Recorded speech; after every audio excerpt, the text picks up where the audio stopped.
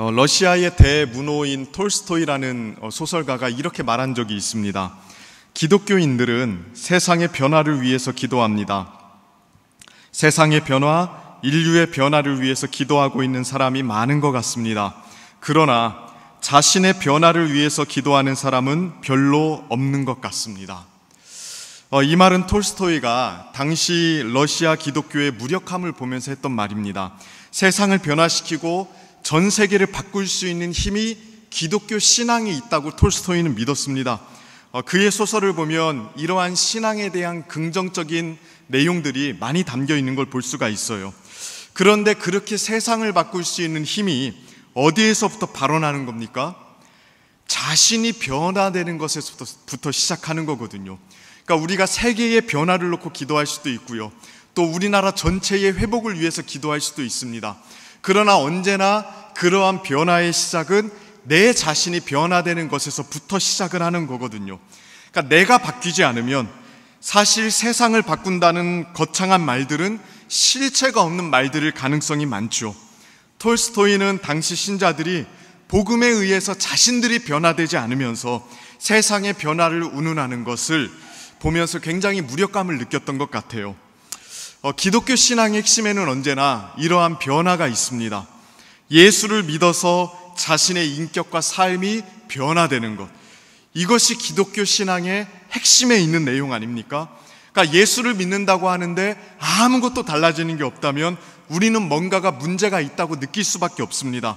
변화의 능력이 나타나지 않으면 기독교 신앙은요, 증명될 길이 없어요. 세상 속에서, 사회 속에서, 내 삶 속에서 기독교 신앙이 무엇인가를 나타낼 수 있는 가장 확실한 방법은요, 교리를 말하는 것이 아니고 내 삶이 변화되는 것이거든요. 그러한 측면에서 오늘 본문의 내용은 아주 중요한 내용을 담고 있습니다. 바로 변화에 대한 내용이죠. 짧은 본문이지만요, 오늘 여러분들과 함께 이 짧은 본문 차근차근 꼭꼭 씹어서 살펴보기를 원하는데요, 정말 우리가 추구하는 변화의 내용이 무엇이고 또 이러한 변화는 어떻게 일어나는지를 오늘 본문의 내용을 보면서 함께 생각해 봤으면 좋겠습니다. 또한 이러한 내용을 통해서 우리 자신들의 현재 상태도 한번 점검해 볼 수 있는 기회가 되기를 축복합니다. 자, 오늘 본문 1장 21절 말씀인데요, 가장 먼저 어떤 말로 시작이 되고 있습니까? 21절 말씀을 보면 그러므로 라고 시작을 하죠. 그러므로. 성경을 볼 때, 특히 야고보서처럼 편지 형식으로 기록이 되어 있는 성경을 볼 때에는요, 이 접속사를 조금 주의해서 볼 필요가 있습니다. 내용 전체를 이해하는데, 그 흐름을 이해하는데 굉장히 도움을 많이 주거든요. 자, 그러므로 라는 말은 일반적으로 어느 때 쓰이는 말인가요? 앞의 내용을 받아서 결론적인 말을 할 때 그러므로 라는 접속사를 많이 사용합니다. 그러니까 오늘 본문의 내용은 앞에 있는 내용과 조금 연관이 있는 내용이라는 걸 알 수 있죠. 그러니까 앞에 있는 내용을 받아서 그러므로 우리가 이렇게 해야 된다라고 이야기하는 거니까 앞의 내용을 조금 생각해 보면서 엿이어서 오늘 본문을 살펴봐야 됩니다. 자, 오늘 본문 바로 앞에 나오는 내용이 무엇이었습니까? 19절, 20절 내용을 보시면 분노의 문제를 다루고 있었습니다. 분노의 문제. 이 분노의 문제가 진리를 수용해서 변화되는 것을 방해하기 때문에 야고보는 분노의 문제를 다룰 수밖에 없었습니다. 그래서 19절부터 분노의 문제를 이야기하면서 20절에 분노하지 말아야 되는 이유를 이야기했었습니다. 자, 20절 말씀 우리 한번 같이 한번 읽어볼까요? 자, 함께 읽습니다. 시작. 사람이 성내는 것이 이루지 못함이라. 자, 사람이 분노하는 것이 무엇을 이루지 못한대요? 하나님의 의를 이루지 못한다고 이야기합니다. 자, 하나님의 의를 이루는 것, 조금 쉽게 이야기해서 하나님의 거룩하심과 의로움을 나타내는 것이거든요. 하나님의 의로움을 나타내는 것은 우리 그리스도인들의 존재 목적입니다. 우리는 그의 나라를 위해서 부름받은 사람이고 그의 의를 드러내기 위해서 부름받은 사람 아닙니까? 그래서 하나님의 의를 이루고 하나님의 의를 나타내는 것은요, 우리의 구원 목적이자 존재 목적입니다. 근데 분노는 이거를 방해한대요. 분노는 우리의 존재 목적을 위협하는 아주 큰 문제가 됩니다. 그런데 이 말을 하고 나서 21절 오늘 본문 말씀에 그러므로 라고 이야기하는 거예요. 사람이 성내는 것이 하나님의 의를 이루지 못한다. 그러므로 라고 이야기하면서 오늘 본문의 내용이 등장을 하는 거거든요. 그러니까 오늘 본문의 내용은요, 사람이 분노하는 것이 하나님의 의를 이루지 못하니까 어떻게 하면 그럼 우리가 하나님의 의를 이룰 수 있는지, 또 어떻게 하면 우리가 분노하지 않을 수 있는지를 이야기하는 내용이겠죠. 그러니까 좁게 이야기하면 분노를 하지 않을 수 있는 방법을 오늘 이야기해 주는 거고요. 조금 더 넓게 보자면 하나님의 의를 어떻게 이룰 수 있는지를 이야기해 주는 본문이 오늘 본문의 내용입니다. 그러니까 오늘 본문을 보면서 우리는 분노하지 않을 뿐 아니라 우리가 한 걸음 더 나아가서 하나님의 의를 어떻게 하면 이룰 수 있는지, 어떻게 하면 다시 우리의 존재 목적을 이루며 나아갈 수 있는지를 고민해 볼 필요가 있는 겁니다. 단순히 화내지 말자는 이야기 정도가 아닙니다.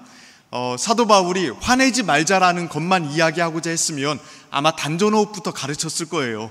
근데 그 이야기를 화내지 않는 것만 이야기하는 게 아니라 거기에서 한 걸음 더 나아가서 어떻게 하면 하나님의 의를 이룰 수 있는지, 어떻게 하면 우리의 존재 목적, 구원 목적을 이룰 수 있는지를 이야기해 주는 내용이 오늘 본문의 내용이에요.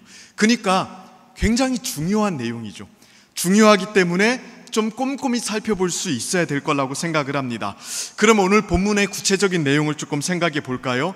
자, 분노를 멈추고 우리의 전 삶에 하나님의 의를 이루기 위해서 우리에게 필요한 게 무엇입니까? 자, 21절 말씀 다시 한번 읽어보겠습니다. 자, 함께 읽겠습니다. 시작. 그러므로 모든 더러운 것과 능히 구원할 바 마음에 심어진 말씀을 온유함으로 받으라. 아멘.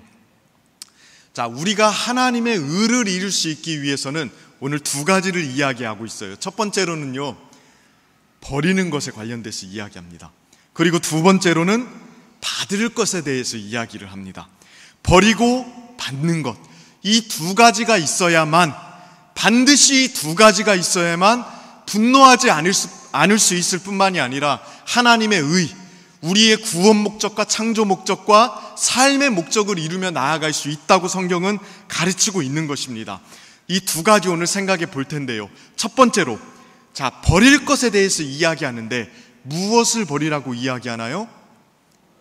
네, 그러므로 모든 더러운 것과 넘치는 악을 내버리고. 자, 우리말 성경에는요, 내버리고라고 되어 있죠. 근데 정확하게 헬라어를 번역을 하면 벗어버리다는 뜻입니다. 그러니까 이렇게 버리다라는 의미보다도 옷을 벗는 것과 관련된 이 단어입니다. 그러니까 신약 성경에서 이 표현은요, 여러 번 등장을 하는데 전형적으로 예수 믿는 사람들이 예전 삶을 청산해야 된다고 이야기할 때 이 단어를 씁니다. 아마 성경을 읽다 보면 자주 만나게 되는 단어 중에 하나인데요, 로마서 13장 12절 말씀 대표적으로 여기에 등장을 합니다. 같이 한번 읽어볼까요? 함께 읽습니다. 밤이 깊고 낮이 가까웠으니 그러므로 우리가 어둠의 일을 벗고 빛의 갑옷을 입자. 자, 예수를 믿음으로 새 사람이 된 사람들에게 이제 어떻게 살아야 된다고 이야기합니까?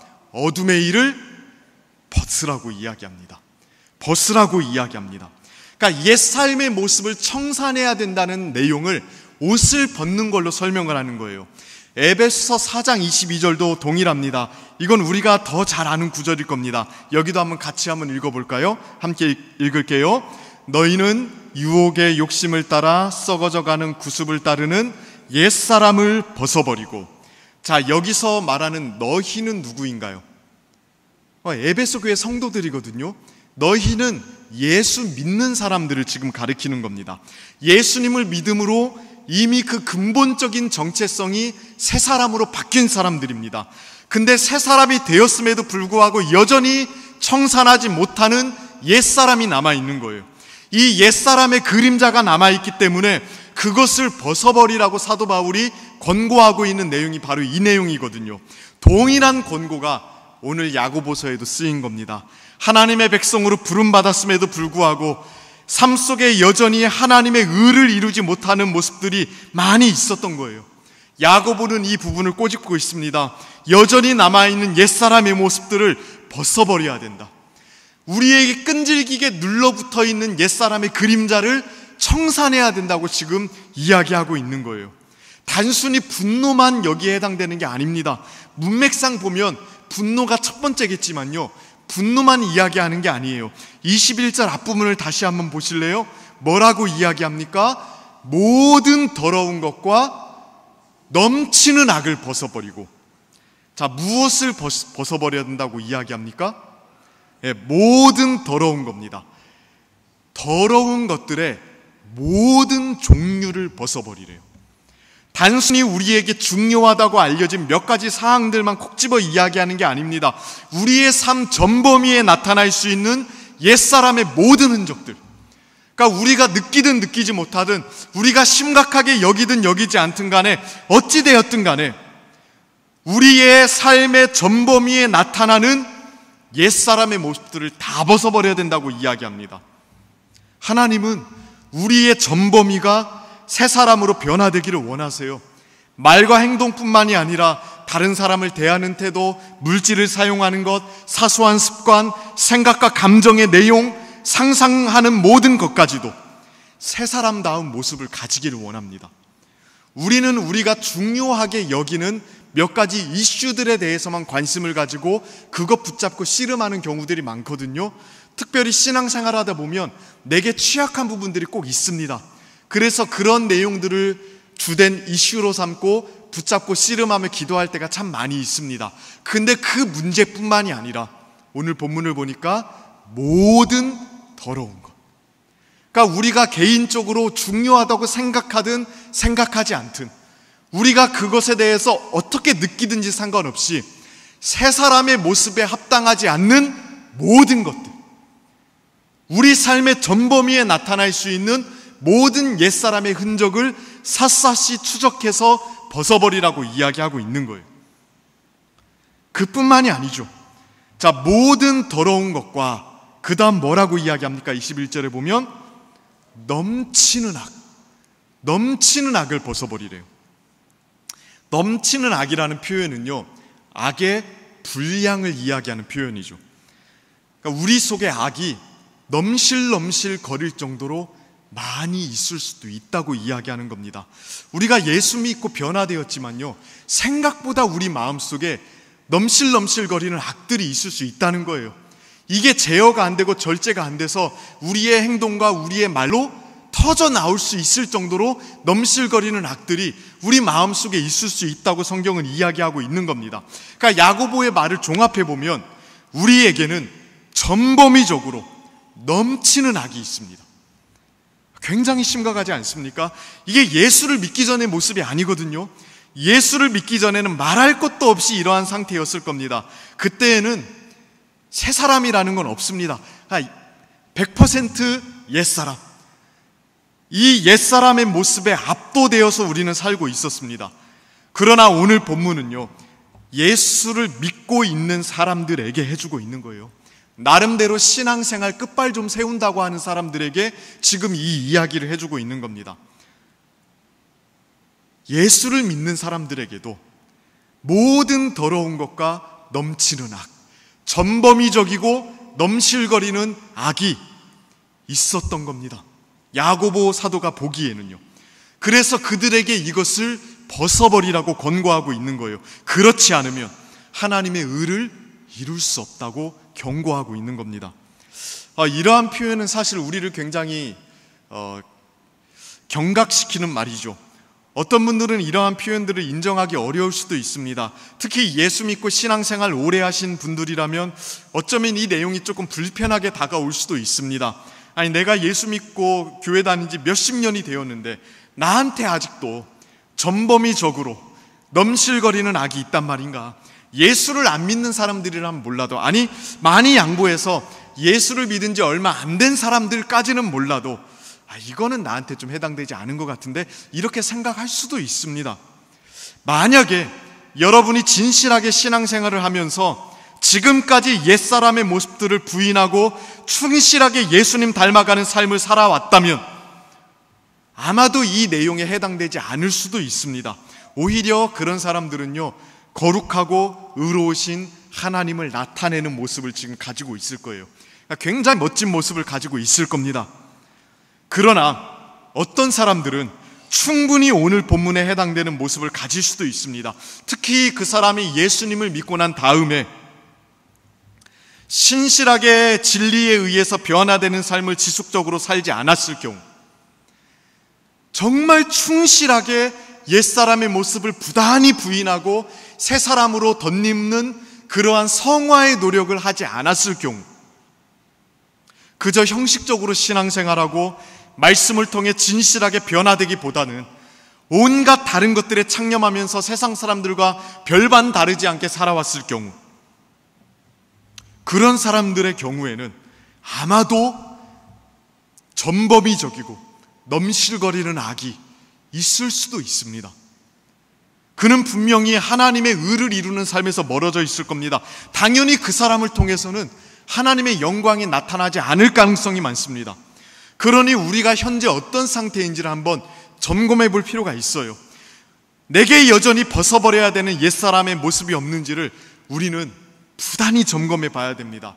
이 부분이 점검이 안 되면요, 변화라는 건 불가능합니다. 옛사람의 모습을 그대로 가지고 있음에도 괜찮다고 살아가고 있을 것인데 어떻게 변화가 일어날 수 있겠어요?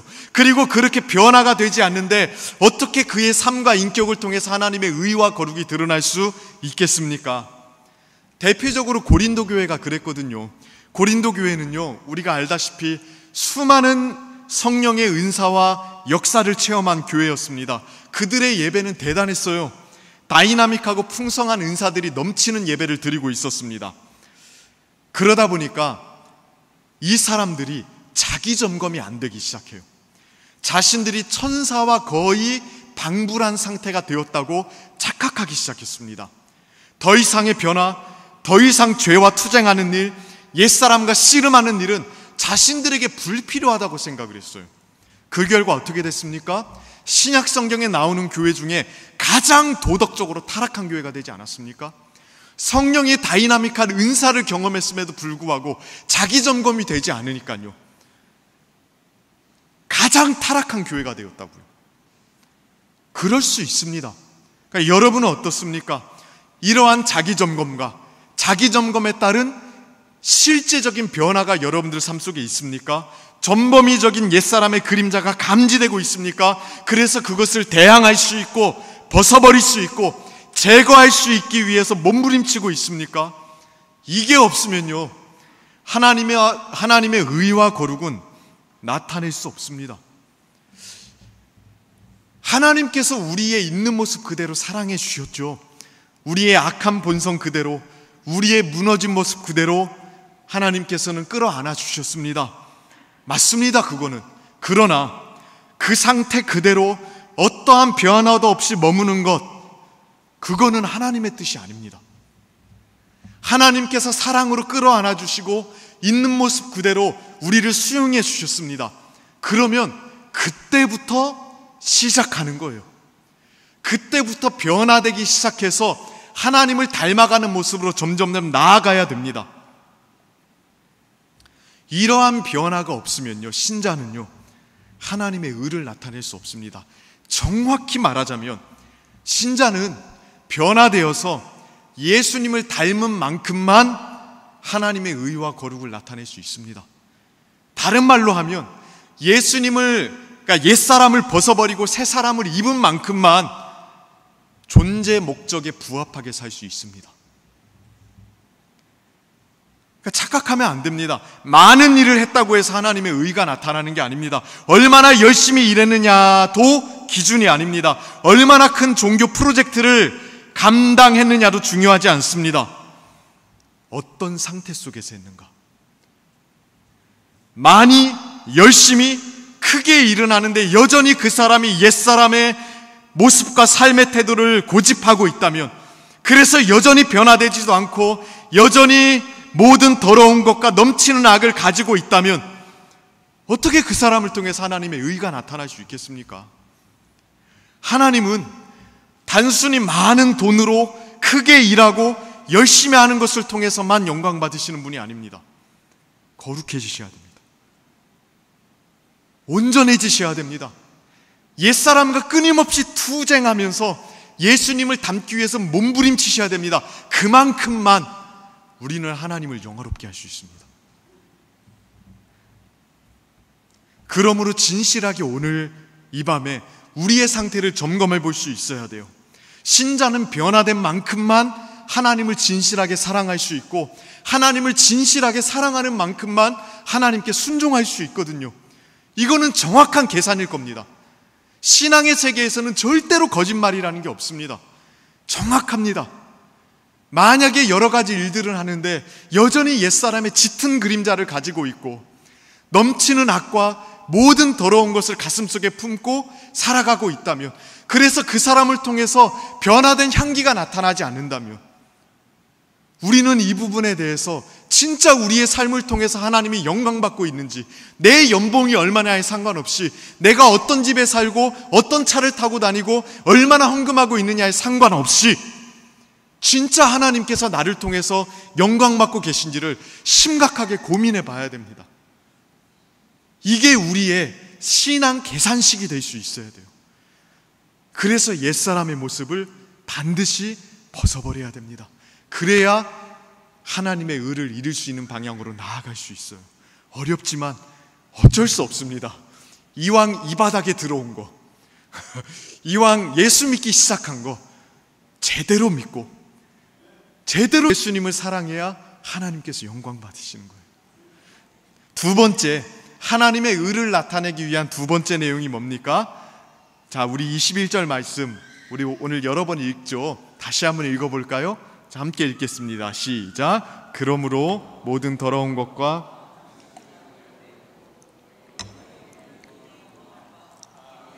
말씀을 온유함으로 받으라.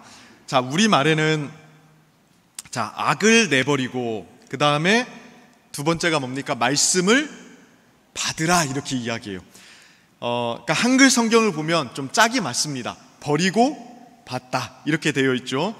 그런데 아까 헬라어 원문을 보면 벗어버린다고, 그러니까 버리고가 아니라 벗는다는 의미라고 이야기를 했죠.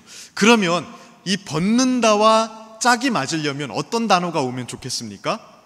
그쵸, 벗다의 반대는 입다니까. 그러니까 성경에도 실제로 벗어버리고 라는 말이 나오고 나서 입고라는 말이 짝으로 등장하는 경우가 종종 있습니다. 그러니까 어둠을 벗어버리고 빛의 갑옷을 입자, 이렇게 이야기하잖아요.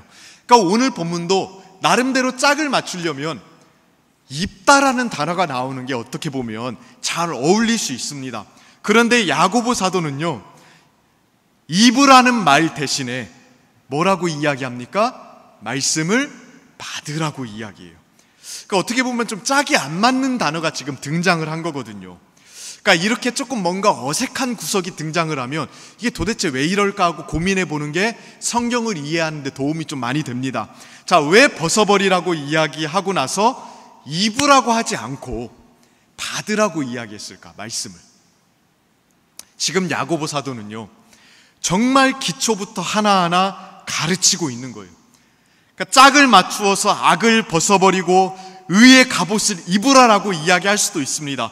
그러나 단순히 그러한 짝 맞추는 표현만으로는 뭔가 부족하다고 느끼고 있는 겁니다.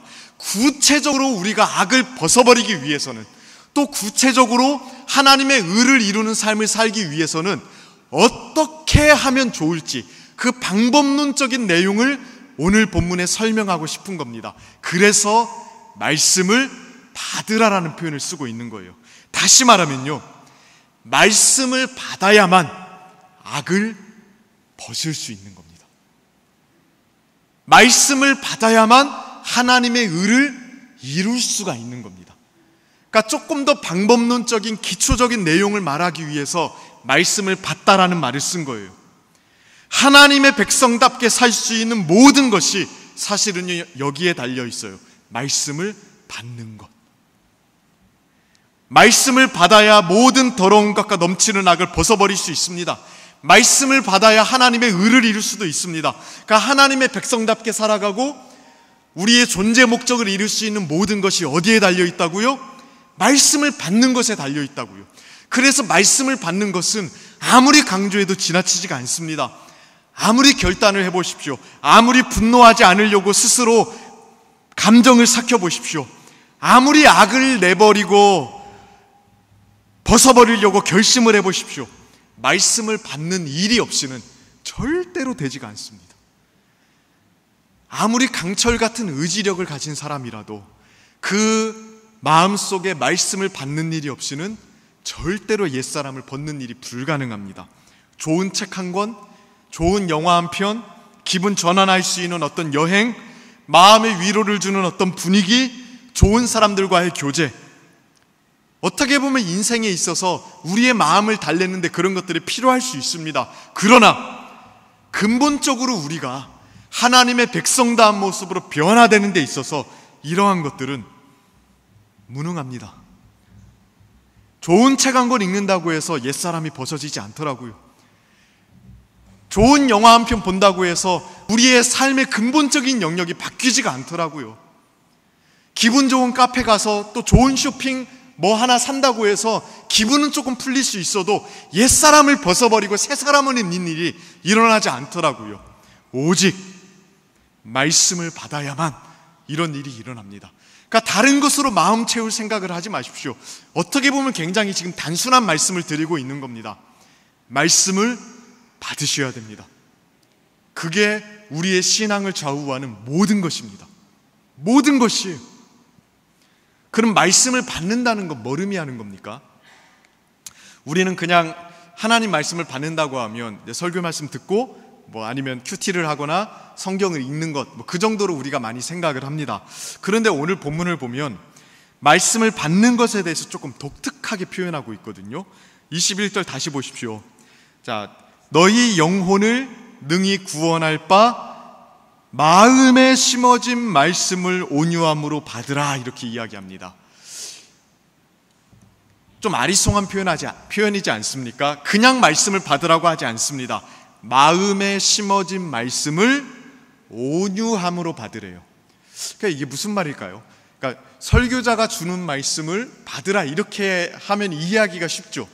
아니면 기록된 말씀을 온유함으로 받으라, 이렇게 말하면 이것도 좀 이해하기 쉽지 않습니까? 그런데 마음에 심어진 말씀을 온유함으로 받으라고 이야기합니다. 차근차근 좀 생각을 해볼까요? 마음에 심어진 말씀이라는 건 뭘 의미하는 걸까요? 이 표현은 좀 구약적인 배경을 가진 표현이에요. 대표적으로 예레미야 31장 33절 말씀을 보면 하나님께서 이스라엘 백성들에게 새 언약을 말씀하시면서 이렇게 말씀을 하십니다. 같이 한번 읽어볼까요? 시작. 그러나 그날 후에 내가 이스라엘 집과 맺을 언약은 이러하니 곧 내가 나의 법을 그들의 속에 두며 그들의 마음에 기록하여 나는 그들의 하나님이 되고 그들은 내 백성이 될 것이라. 여호와의 말씀이니라. 자, 뭐라고 말씀하십니까? 하나님께서 하나님의 법, 말씀입니다. 하나님의 말씀을 그의 백성들의 마음에 기록하겠다고 말씀하십니다. 그들의 마음속에 말씀을 두고 말씀을 써내려 가겠다고 말씀하셨습니다. 이게 새 언약의 핵심이거든요. 하나님께서 그의 백성의 마음속에 역사하시겠다고 약속하시는 겁니다. 이제 하나님의 말씀은 모세의 두 돌판에 쓰여 있지 않습니다. 하나님의 백성들의 마음에 쓰여지기 시작합니다. 그래서 마음으로부터 하나님을 알기 시작하고 마음으로부터 하나님께 순종할 수 있는 게 가능하도록 만들어 주겠다는 게 새 언약의 약속이에요. 그러니까 말씀에 의해서 마음이 근본적으로 갈아엎어지고 그 갈아엎어진 마음에 또 말씀이 새겨져서 마음으로부터 하나님께 순종하는 상태가 되는 것, 그게 새 언약의 핵심이었습니다. 이제는 억지로 순종하지 않습니다. 하나님 백성들이 이스라엘 백성들처럼 벌 받을까 봐 두려워서 순종하는 게 아닙니다. 마음이 갈아엎어져서 말씀에 의해서 갈아엎어진 그 마음에 하나님의 말씀이 또한 새겨져서 그 말씀을 마음으로부터 기쁨으로 순종하게 되는 거예요. 이게 새 언약의 백성들에게 하신 약속이고 지금 이게 우리들에게 해당되는 말씀입니다. 우리는 예수 그리스도 안에 새 언약 백성이지 않습니까? 그러니까 지금 우리에게 일어난 일이 바로 이 일이라고요. 그러니까 오늘 본문의 마음에 심어진 말씀이라는 표현은 이 상태를 가리켜요. 말씀에 의해서 마음이 근본적으로 갈아엎어지고 그 갈아엎어진 마음에 말씀이 새겨져서 말씀이 우리의 전 존재로 움켜쥐고 말씀대로 살아갈 수 있도록 동력을 부여하는 상태. 이게요, 말씀을 받는 겁니다. 그러니까 단순히 귀로 듣고 끝나는 게 아니에요. 그저 듣고 한번 해봐야지 하고 결단하는 수준으로 듣는 게 아닙니다. 내 삶에 왠지 유익할 것 같으니까 한번 써먹어 봐야지 하고 종이에 기록해 놓은 것도 아닙니다. 말씀이요, 마음을 파고 들어가는 거예요. 마음속에 역사하는 거예요. 말씀이 마음을 송두리째 바꾸어 놓고 그 마음속에 말씀이 새겨져서 마음이 말씀에 의해서 움직이기 시작하는 거예요. 이러한 차원에서 말씀을 받으셔야 된대요. 피상적으로 그냥 듣고 실천해 보자는 게 아닙니다. 그런 결심주의가 아닙니다. 이러한 피상성은 기독교 신앙이 추구하는 변화가 아닙니다. 말씀이 우리 마음에 침투해서 우리를 새 마음으로 갈아엎고 장악하고 말씀대로 행하게 되는 그 상태가 되는 것. 이게 날마다 우리가 하나님 말씀 앞에 설 때마다 추구해야 되는 변화의 모습 아닙니까? 예배당에 와서 설교를 들을 때마다, 무릎을 꿇고 큐티를 할 때마다, 성경을 통독할 때마다 우리가 언제나 추구해야 되는 모습은 바로 이 모습입니다. 마음에 심겨진 말씀의 상태가 되는 것. 더군다나 오늘 본문은 마음에 심어진 말씀을 받으라라고 이야기하잖아요. 이거는 이 말씀의 영향력이 우리 마음속에 계속 될 수 있도록 유지하라는 의미입니다. 그러니까 예수를 믿을 때만 말씀에 의해서 한번 변화되고 마는 게 아니라 계속해서 말씀에 의해서 변화되는 일들이 일어나야 돼요. 말씀이 마음에 새겨지는 일들이 계속해서 반복되므로 옛사람은 계속해서 벗어버리고 하나님의 의를 이루는 삶으로 계속해서 나아가는 일들이 우리 삶 속에 있어야 된다고 이야기하고 있는 겁니다. 그러니 오늘 당장 이 밤에 점검해 볼 것은 이겁니다. 여러분들은 하나님의 말씀을 어떻게 받고 있습니까? 하나님의 말씀을 듣고 있는가를 물어본 게 아닙니다. 성경을 읽고 있는가를 물어본 게 아닙니다. 어떻게 받고 계십니까? 말씀에 의해서 마음이 뒤집어져 본 적이 언제입니까? 말씀에 의해서 새 마음을 얻었습니까? 그렇다면 그 새롭게 된 마음이 말씀에 의해서 계속해서 새롭게 되고 있습니까? 그저 말씀 듣고 기분 좋은 거 말고요, 그저 감동받고 끝나는 거 말고요, 그저 아멘하고 뒤돌아서는 것 말고요, 말씀에 의해서 우리의 존재와 우리의 마음이 변화되고 있습니까? 그리고 그 변화의 모습을 실제로 우리의 삶 속에서 나타나고 있습니까? 혹시 말씀이 마음속에 침투하지 못하고 강팍한 마음으로 살아가고 있는 건 아닙니까? 만약에 우리가 꽤 오랫동안 그 상태를 유지하고 있다면 정말 심각한 겁니다. 말씀에 의해서 마음이 감화된 지가 너무 오래되었다면, 하나님의 말씀이 내 마음속에 새겨진 지가 너무 오래되었다면 정말로 심각한 겁니다. 옛사람의 그림자는 짙어지는 상태에 있을 거고요, 전범위적으로 넘실거리는 악이 제어되지 않아서 이미 우리의 삶으로, 말로 나타나고 있을 겁니다. 극단적으로 들릴 수 있겠지만 진짜 그러합니다. 그런 마음의 상태로는 하나님의 의를 이룰 수가 없어요. 그리고 하나님이 우리를 구원하시고 창조하시고 부르신 그 목적을 이루어드리는 삶을 살아갈 수가 없습니다. 그러면 오늘 밤에요, 하나님의 은혜를 많이 구했으면 좋겠습니다. 다른 무엇보다도 하나님, 우리의 마음을 만져주십시오. 우리의 마음을 오늘 진리의 말씀으로 갈아엎어 주셔서 단순히 귀로 듣는 말씀, 머리에 새기는 말씀이 아니라 마음에 심겨진 말씀으로 인해서 내 안에 넘실거리는 악들, 전범위적으로 표출되고 있는 악의 모습들을 벗어버리고 진짜로 하나님의 의와 영광을 위해서 나아갈 수 있게 해달라고 간구하는 이 밤이 되었으면 좋겠습니다. 오늘 이 밤에 하나님께서 여러분들에게 은혜 베풀어 주시기를 축복합니다.